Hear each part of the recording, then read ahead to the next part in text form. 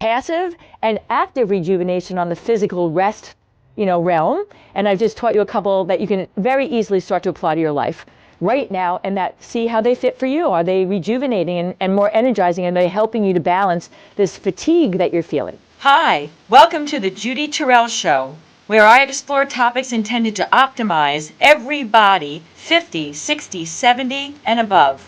Hello, everybody. Are you somebody who is feeling as if you are feeling an excessive amount of fatigue, not really feeling rejuvenated even though you've gotten a good night's sleep, and are starting to think that there's something wrong with you? You might even gone to the doctors and got some things checked, thyroid and a variety of hormones and blood work and all that, and yet everything came back fine. Well, then this series is for you. Hi, everybody. I am health coach Judy Terrell, and I have been working in this industry for 42 years. I help people who are 50 and older, men and women both, and I've been specializing in our demographic because I'm 61 myself for the last 10 years. And in this video series, I'm going to talk about fatigue and the 6 different types of fatigue and what you can do within 6 different realms to help to reverse it and feel more energized in your everyday life. I have a lot of clients, many clients, if not like most of my clients, come in to my individual services, and fatigue is a growing epidemic. We are living in a time of culture where we are chronically burnt out and chronically putting out energy, and we're not getting the refreshed, and we need to help with that. All right, so now there's 6 different types of rest, because sleep and rest are not the same thing. And people think, well, if I just get more sleep, I'm going to feel more rested. And you may, if sleep is part of what you're not getting enough of, but you can get enough sleep and yet still feel fatigued if you're not getting rest in these other realms, all right? So I'm going to address each realm separately in each video. They're short, so you can, listen to them all. They're all going to be about 10 minutes each max. In this one, I'm addressing the first type of rest. It's the most obvious, so we're going to get this one out of the way early. But it is one that a lot of people might get confused, and it is physical rest. All right, now, physical rest has 2 different categories, passive and active, all right? Passive physical rest is what we would think about when you say, if someone said to you, what's physical rest? You would think sleep and napping, okay? And these are important, so let's talk about them for a second. So we do need to get enough sleep. If you're not getting enough hours of sleep, the 7 to 9 that's recommended for individuals over 50, or you're not getting the quality of that sleep, even though you're getting the amount, then you're not going to feel rested and you're not going to feel energetic in your day. So it is important to get good sleep. And some of the things about sleep hygiene are to try to get consistent sleep. Try to go to bed at the same time and wake up at the same time fairly consistently through your week. Try to toggle your sleep hours as close to the circadian rhythm of daylight and nighttime as possible. And then I am a big advocate of using sensory deprivation in your sleep. And what I mean by that is put earplugs in, put eye masks on, trying to minimize the things that might wake up or interrupt your sleep while you're sleeping and not get you thereby avoid you getting into the REM and the deep sleep stages that are very rejuvenative. As we get older, we're lighter sleepers. A lot of things will wake us up, having to go to the bathroom, heat regulation for females, but we also are more sensitive to, a light flashing or somebody else getting up and turning on a light, or noises in the room or outside, the heat coming on, a variety of things. So these sensory deprivation tools that we have can help your quality of sleep. All right, so sleep, getting enough, that is very important. That is part of the rest, category of rejuvenation, the passive side. Your Second 50 Life is my virtual platform that is designed for both men and women over 50 and 60, 70, and 80. And it includes pre-recorded video information on exercise and how to do it, whether you're fit and in good health, or if you have bad knees, bad shoulders, a bad back, whatever. It includes information on how to eat for weight management and how to eat for health management. It includes information on the psychology of aging and what do we need to do in our heads, because let's face it, this aging thing is not for the faint of heart.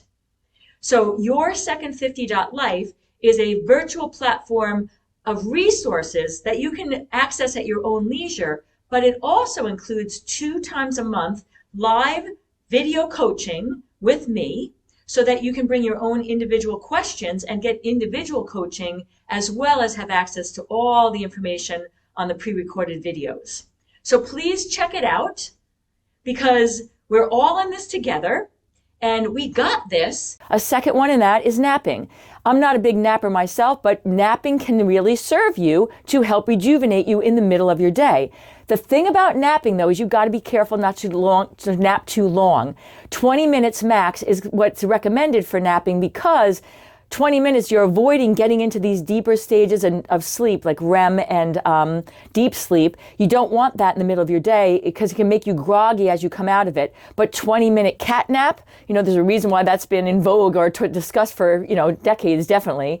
They can be restorative and rejuvenative. And the both of those are in the passive physical rest category. But there's another category in the physical rest realm, and that is active physical rest. And many of us are not getting enough of this. And what is in the active physical rest category would be things like a yoga class, or even yoga moves for like 5 minutes to break up your meetings in the middle of your day. Many of us are working, remotely, or, not working at all. Taking 5 minutes to just do a couple of yoga poses, not really athletic yoga, but holding, like more like a yin yoga or a Iyengar yoga, where you're holding positions longer. And by doing that, you're stretching out the connective tissue and the muscle tissue, and then encouraging more blood flow into those areas. And that increased blood flow is physical, passive, or active rejuvenation for your body, and it can energize you. Similarly, breath work, and we all know like relaxation breath work, where you're trying to calm down your nervous system, but there's also more engaging breath work where you're trying to get more oxygenation through your body that can be rejuvenating because of the increase of blood flow. And a real simple one is breathing out. It's called fire breath, 10 times, using your diaphragm as a bellows, like that, and doing maybe a round of 3. And just doing that, some people get kind of dizzy, but you're increasing your oxygenation into your brain and through all the cells of your body. And having a practice of doing that once or twice a day can be physically rejuvenating, active physical rejuvenation.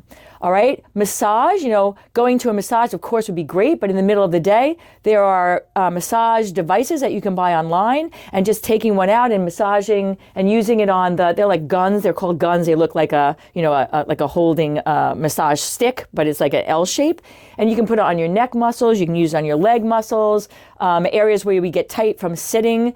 And again, increasing oxygenation and loosening up the tissue is in the category of active physical rest and will be rejuvenating to your body. All right, so there's a couple of things that are the active. Oh, and I want to say one more on the active physical rest. Taking your shoes off and walking outside on the grass, or if you're near a beach, on the sand or the dirt in a garden. This is called earthing. It's active physical movement, but it's not to get your heart rate up, like going out for a walk.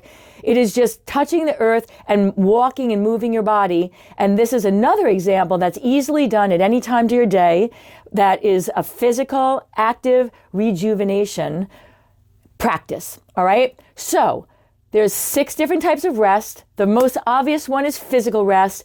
The most obvious part of that is the sleep. But now you know that there's passive and active rejuvenation on the physical rest, realm. And I've just taught you a couple that you can very easily start to apply to your life right now, and see how they fit for you. Are they rejuvenating and more energizing? And are they helping you to balance this fatigue that you're feeling?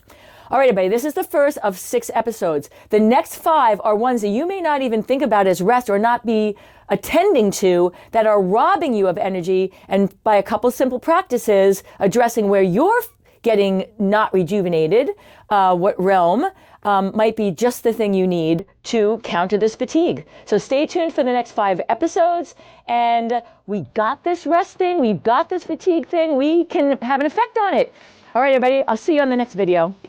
And if you would like to have access to some of my additional resources, I can be found at Facebook, Instagram, YouTube, and on my website, www.judyterrell.com.